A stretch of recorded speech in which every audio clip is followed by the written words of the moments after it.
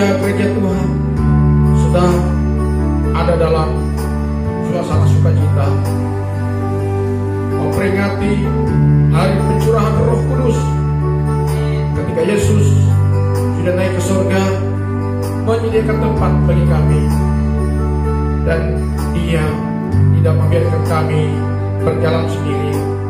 Dia mengutus penolong yang akan terus bersama-sama dengan kami, yang menjadi mentor kami, pendamping kami, pembimbing kami, menyertai kami sampai kepada kesudahan zaman. Hari ini kami akan menyimak dengan baik setiap perkataan firman yang disampaikan kepada kami lewat bibir mulut hamba. Urapi hamba, mengalirlah Roh Kudus dalam diri hamba, sehingga hamba diperkenankan untuk menyalurkan berkat-berkat surgawi kepada jemaat yang hadir di pada pagi ini. Dalam nama Yesus kami berdoa. Haleluya. Amin. Shalom, selamat pagi buat kita semua. Saya percaya kita semua dalam keadaan baik dan sehat. Amin. Kalau kita tidak sehat, tidak baik, tidak berarti tentu kita tidak ada dalam kebersamaan untuk menikmati ibadah pagi hari ini. Karena mengingat kita masih dalam regulasi pemerintah, di mana pandemi corona masih belum berakhir, maka ibadah gereja kita diupayakan sesingkat mungkin untuk tidak banyak waktu-waktu yang terbuang. Karena itu saya langsung mengajak kita semua pagi ini untuk membaca dalam suatu nas Alkitab yang terambil dari kitab Yakobus pasalnya yang pertama ayat 25. Yakobus 1 ayat 25. Kita baca sama-sama Yakobus 1 ayat 25. Yang demikian bunyinya, tetapi barang siapa yang meneliti hukum yang sempurna, yaitu hukum yang memerdekakan orang, dan ia bertekun di dalamnya, jadi bukan hanya mendengar untuk melupakannya, tetapi sungguh-sungguh melakukannya, ia akan berbahagia oleh perbuatannya. Sudah dapat kita baca sama-sama 2-3. Tetapi barang siapa meneliti hukum yang sempurna, yaitu hukum yang memerdekakan orang, dan ia bertekun di dalamnya, jadi bukan hanya mendengar untuk melupakannya, tetapi sungguh-sungguh melakukannya, ia akan berbahagia oleh perbuatannya. Bapak Ibu Saudara, dalam kita menjalani hidup di dunia ini, dimanapun kita berada, di negara manapun kita berada, di kerajaan manapun kita berada, atau kalau kita sedang bekerja dalam satu perusahaan, apapun nama perusahaannya, kita tidak bisa lepas dari regulasi, dari aturan hukum yang berlaku di dalam negara tersebut atau di dalam perusahaan tersebut. Hukum-hukum tersebut, saudara, dibuat untuk mengatur segalanya demi kebaikan setiap orang yang ada di dalamnya, setiap insan yang ada di dalamnya. Dan kalau kita sungguh-sungguh melakukan hukum dan aturan yang dibuat itu, niscaya saudara, kita akan berbahagia olehnya. Nah, sekarang kita sedang ada di dalam masa-masa yang sulit. Kita berharap di separuh tahun 2021 ini pandemi corona berakhir. Tetapi nyatanya saudara, kalau kita lihat berita, kita baca berita, bukannya berakhir, justru ada peningkatan yang sangat signifikan, ya. Dan Indonesia sudah begitu banyak korban yang berjatuhan. Bahkan dalam WA grup kami dengan tenaga medis yang ada di sini, kita terus update setiap hari bahwa paparan virus corona itu sangat nyata di daerah kita, di sosok ini dan sekitarnya. Karena itu ya kita harus mewaspadai agar setelah selesai perayaan Idul Fitri itu digambarkan, diwaspadai, diingatkan kepada kita bahwa virus corona itu semakin bertambah karena adanya kontak dengan orang-orang yang tadinya tidak terdeteksi, tidak tergejala, ternyata mereka sudah terpapar. Bahkan anak teman saya dulu sesama pelayan Tuhan sekarang sedang diisolasi di rumah sakit Sanggau karena dia sedang terpapar virus corona. Mengapa itu terjadi, saudara-saudara? Jawabannya adalah ada satu pelanggaran yang dilakukan oleh setiap kita, yaitu pelanggaran akan regulasi yang dibuat oleh pemerintah, pelanggaran hukum yang kita abaikan. Karena itu kita terus diingatkan oleh Tuhan, oleh penyelenggara negara, supaya kita jangan abai terhadap aturan yang dibuat. Contohnya kita di sini kita masih diperkenankan ibadah, tetapi kita tetap mengikuti aturan yang dibuat oleh pemerintah, yaitu kita siapkan sanitizer. Ruangan sebelum digunakan kita steril dulu pakai disinfektan. Kemudian para peserta ibadah harus menggunakan masker dengan duduk yang sedikit agak dijarangkan kursi. Nah, saya kira demikian. Tapi kita kembali kepada tema ibadah kita, yaitu tema firman Tuhan, yaitu kita harus memberi diri kita agar kita menjadi pribadi yang taat kepada hukum yang dibuat demi kebahagiaan kita, demi kebaikan kita semua. Nah, tadi saya sudah singgung bahwa di dalam dunia ini penuh dengan hukum-hukum, ya. Dan saya akan menjelaskan kepada kita hari ini, jika kita mau berbahagia oleh hukum yang kita taati, yang kita patuhi, yang kita lakukan, maka kebahagiaan kita tidak hanya ada di dalam dunia ini, tetapi kebahagiaan kita sampai kebersamaan kita dengan Tuhan Yesus Kristus. Ada 4 jenis hukum yang harus perlu kita patuhi, kita lakukan dalam keseharian hidup kita. Misalnya saya memulai dari hukum yang ada kaitannya dengan kebutuhan kita umat manusia. Yang pertama saya mulai dari hukum yang mana dulu ya, yaitu hukum tentang keuangan atau hukum tentang finansial. Nah, bagaimana supaya kita bisa sejahtera dalam kebutuhan kita, dalam kita menikmati segala kecukupan bahkan berlimpahan dalam hidup ini, ya kita harus ikut hukum ini, saudara. Ya. Selain kita bekerja keras, bekerja cerdas, bekerja ikhlas, tekun, ya, ulet, jujur, punya integritas, ya, kita juga harus mentaati hukum yang juga ada kaitannya dengan perkara-perkara kerohanian.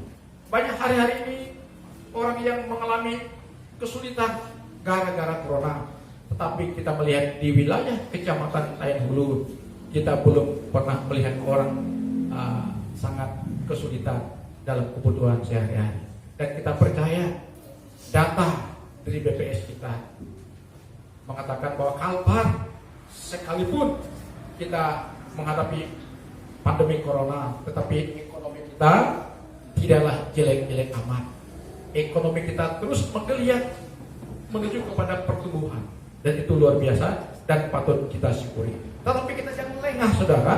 Ya, kalau kita lengah, kita abai kepada hukum ini, kita merasa Kalbar ekonominya baik, lalu kita berdiam diri, kita tidak bergerak, kita tidak berusaha, kita tidak tekun, kita tidak ulet, maka saudara akan rugi, ya, saudara akan rugi, ya. Jadi untuk bisa menikmati segala kebutuhan finansial kita, keuangan kita di tengah-tengah situasi yang tidak memungkinkan ini, yang tidak ada kepastian ini, maka kita dituntut untuk kerja keras, amin, kerja cerdas, amin, dan kerja ikhlas. Sebab kalau hanya kerja keras, tidak kerja keras juga percuma, hasilnya minim. Tapi kalau tidak disertai dengan kerja ikhlas, juga hasilnya tidak seperti yang kita harapkan. Jadi kerja keras, kerja ikhlas, kerja cerdas. Kita harus bisa membaca peluang-peluang yang ada dan harus kita ambil. Ya, seperti saya, walaupun saya sebagai pelayan Tuhan, tugas pokok saya, tapi saya tidak berkutat kepada pelayanan yang ini untuk mencukupi segala kebutuhan. Saya juga harus bekerja, saudara, bekerja. Kalau hari Senin sampai Selasa, sampai Sabtu, kalau tidak ada kerja lain, saya ke kebun, garap kebun. Ya.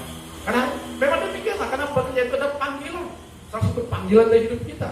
Dan Tuhan berkata, orang yang tidak bekerja sebaiknya dia jangan makan. Tidak layak dia makan kalau dia tidak bekerja. Jadi hari ini Tuhan tuntut kita untuk melakukan hukum pertama, itu hukum bagaimana kita mencukupkan kebutuhan diri kita dengan bekerja, dan baru berusaha. Jangan hanya minta belas kasihan orang. Katakan amin. Kita bekerja, tapi kerja yang cerdas, kerja yang keras, kerja yang ikhlas, niscaya kita akan dibuat prasaja oleh Tuhan. Di samping kerja keras, cerdas, ikhlas, jangan lupa firman Tuhan berkata dalam 2 Korintus pasal 9 ayat 6. Ya, ini ada hubungannya dengan apa yang pernah saya sampaikan beberapa bulan yang lalu, yaitu kita juga harus memberi kepada Tuhan. Karena Tuhan katakan selagi bumi masih ada hukum tabur tuai itu masih tetap berlaku, adalah lebih berbahagia memberi daripada menerima. Katakan amin. Jadi hukum finansial tidak bisa dilepaskan dengan hukum memberi. Saya mau katakan kepada kita, sekalipun kita tidak percaya kepada Yesus, tetapi kalau kita patuhi hukum ini, hukum yang berdasarkan firman Tuhan, ya, kita juga diberkati. Masalah surga itu soal kedua. Ada banyak melihat orang-orang Konghucu, orang-orang di luar Kristus, tapi dia memberi, akses sosialnya tinggi.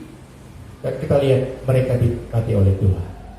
Karena jelas, karena mereka menerapkan prinsip firman Tuhan. Yang sangat disayangkan adalah kita sebagai orang percaya kepada Kristus, percaya kepada firman Kristus, tapi kita tidak mengikuti prinsip daripada firman Kristus itu dalam kehidupan keseharian kita. Dan di situ titik lemahnya kita. Karena firman Kristus berlaku bagi siapapun kalau mereka menurutinya, terlepas apakah dia percaya kepada Kristus, beribadah kepada Kristus, menyembah kepada Kristus, berdoa kepada Kristus. Tapi kalau dia mengikuti prinsip firman Kristus dalam hidupnya, dalam usahanya, dalam pekerjaannya, dia juga dapat berhasil secara finansial. Katakan amin. Jadi Tuhan katakan memberi adalah lebih berbahagia daripada menerima. Karena sebagai anak Tuhan, kita jangan takut untuk baik bagi Tuhan. Katakan amin. Ini hukum yang pertama. Hukum yang kedua apa? Hukum yang kedua yaitu hukum tentang keluarga, hukum berumah tangga. Bagaimana kita bisa menikmati kerukunan, kebahagiaan, kedamaian dalam rumah tangga kalau kita tidak mengikuti prinsip atau hukum yang berlaku di dalam rumah tangga itu sendiri. Firman Tuhan berkata, hukum keluarga, hukum rumah tangga itu ada dalam Efesus pasal 5 ayat 22 sampai dengan ayat 33, yaitu istri harus tunduk kepada suami. Katakan amin. Karena hukum firman Tuhan dalam hal kita berkeluarga, sepintar apapun istri, sehebat apapun istri, istri harus memberi dirinya untuk tunduk kepada suaminya. Katakan amin. Suami sebagai kepala keluarga, dia sebagai komando dalam keluarga, ya, istri harus tunduk, hormat kepada otoritas yang Tuhan berikan kepada suaminya, yaitu istri harus tunduk kepada suami. Lalu bagaimana perilaku suami kepada istri? Apa kata firman Tuhan dalam Efesus 5 ayat 22 sampai 23 berkata, istri selain tadi dituntut untuk tunduk kepada suami, tetapi suami jangan jumawa kepada istrinya. Suami harus menghormati, mengasihi istrinya. Kan ada banyak hari-hari ini kita lihat suami menjadikan istrinya sebagai pembantu rumah tangga, tidak lebih daripada itu. Saya sangat miris. Ya. Padahal sesuatu yang bisa dia kerjakan, beritakan istrinya, hei, ambil itu. Kok salah ambil itu? Ya. Saya terlalu banyak melihat istri begitu otoriter kepada istrinya, suami kepada istrinya. Nah, bagaimana rumah tangga keluarga bisa damai, bisa rukun bahagia kalau sikap otoriter ini terus diberlakukan dalam rumah tangga? Tidak saling mengasihi, tidak saling menghormati, tidak saling menghargai. Firman Tuhan berkata, suami menghormat, mengasihi istri, istri tunduk kepada suami. Kemudian yang ketiga, anak-anak harus taat dan hormat kepada orang tua. Ini hukum dalam rumah tangga, ini hukum dalam keluarga. Kalau ini dilanggar, jangan berdoa minta Tuhan rukunkanlah keluarga kami. Jangan kita berdoa, Tuhan berikan kami kebahagiaan, Tuhan berikan kami damai sejahtera agar rumah tangga kami penuh dengan sukacita. Tidak mungkin Tuhan bisa jawab kalau kita terus melanggar hukum. Ketika kami mengadakan audiensi dengan Bapak Kapolres Sanggau, dengan Kasat Lantas dan Kasat Reskrim, Sanggau ini dikenal sebagai kabupaten yang masyarakatnya kurang paham tentang teori berlalu lintas, tapi jago dalam praktek di lapangan. Maka Kapolres mengatakan Sanggau ini agak unik. Ya. Kalau dites mau buat SIM, dites teori banyak yang gagal, tapi kalau dites langsung ke lapangan banyak yang lulus. Artinya apa? Kita lemahnya di pengetahuan tentang berlalu lintas. Karena itu, kenapa kita lemah di peraturan lalu lintas? Karena kita mungkin tidak belajar. Makanya angka laka lantas di Kabupaten Sanggau tahun dulu ini tertinggi. Kenapa? Karena kita seringkali tidak taat kepada hukum berlalu lintas. Saya ke kanan, belok ke kiri misalnya. Ya. Nyarinya ada tetapi kurang perhitungan. Makanya banyak yang inna lillahi wa inna ilaihi raji'un.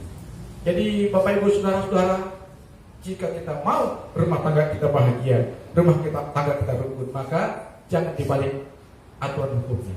Suami harus mengasihi istri, istri tunduk pada suami, anak-anak taat dan hormat kepada orang tua. Sebenarnya panjang ini saya mau sampaikan, tapi mengingat waktu sisa 12 menit lagi. Kita lanjut ke poin yang berikutnya. Ya, hukum yang ketiga yang harus kita juga jangan abai agar di masa-masa pandemi corona ini kita tetap aman dan sehat, bisa beribadah, bisa bekerja dengan kita mentaati hukum yang namanya hukum kesehatan. Katakan hukum kesehatan. Ayatnya adalah Efesus 5 ayat 15. Saya bacakan dulu Efesus 5 ayat 15. Gimana sih bunyi ayat itu? Efesus 5 ayat 15.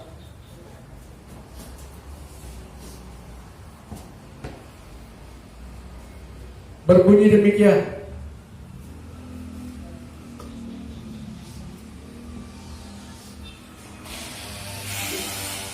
Efesus 5 ayat 15. Karena itu perhatikanlah dengan saksama bagaimana kamu hidup. Janganlah seperti orang bebal, tetapi seperti orang arif. Saya selalu ingat pepatah kuno dari orang Tionghoa. Saya masih ingat sampai sekarang, dan itu menjadi pegangan saya juga. Kalau kita ingin sehat, mau panjang umur, hidup lebih lama, maka perhatikan apa yang masuk ke dalam tubuh. Maksudnya, maka perhatikan apa yang masuk ke dalam tubuhmu. Artinya kita harus memperhatikan pola makan kita. Kita harus memperhatikan pola hidup kita. Tidak lebih kepada itu. Hukum kesehatan adalah mengacu kepada ini, berpedoman kepada ini, bagaimana pola hidup kita, pola makan kita, kebiasaan kita. Ya, itu penting, saudara. Jangan kita pikir setiap hari kita makan enak. Itu sehat.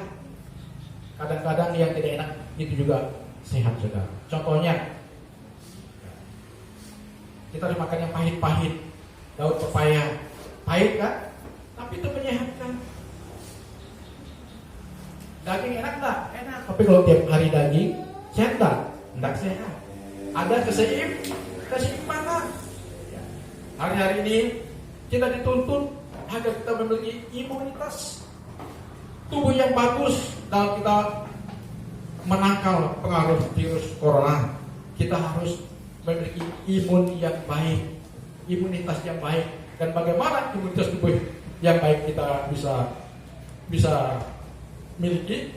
Dengan kita menjaga pola makan, dengan kita menjaga pola hidup kita. Dan itulah yang dibahasakan dalam firman Tuhan tadi, supaya kita hidup sebagai orang yang arif dan bijaksana. Ya. Tidur cukup, bekerja cukup, waktu keluarga cukup, waktu ibadah cukup, waktu kita bersama teman-teman cukup. Saya seringkali di sini mengatakan kepada kita bahwa kita harus memiliki filosofi cukup, karena Yesus berkata dalam Matius pasal 6, berilah kepada kami hari ini rezeki yang secukup. Jadi kalau kita menikmati, menerapkan filosofi hidup cukup, itulah sebenarnya kunci untuk kita bisa menikmati kebahagiaan dan keindahan dalam hidup kita. Kalau ada yang kurang, jelas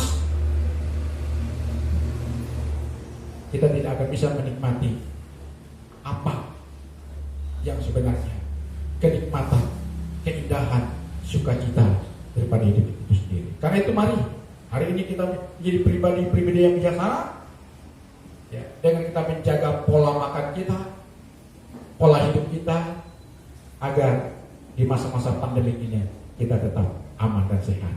Katakan amin. Haleluya. Kemudian yang terakhir, agak cepat ya. Yang terakhir, ya, tidak kalah penting daripada yang ini, yaitu hukum keselamatan, yaitu kita bebas dari penghukuman akibat dosa dan kesalahan kita yang membawa kita bisa masuk ke surganya Tuhan. Hukum keselamatan, bebas dari penghukuman akibat dosa dan bisa masuk surga.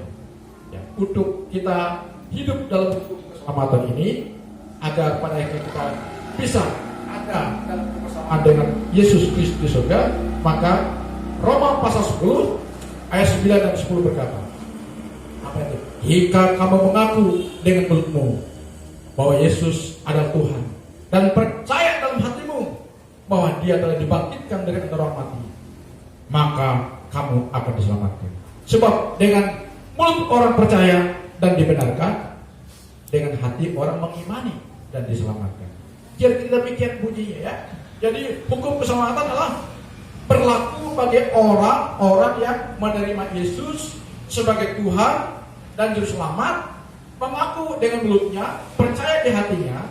Nah, salah satu pengakuan orang-orang yang percaya Yesus adalah ketika kita datang ke gereja, kita buktikan bahwa kita ini pengikut Kristus dengan kita memuji, menyembah Yesus dengan mulut kita.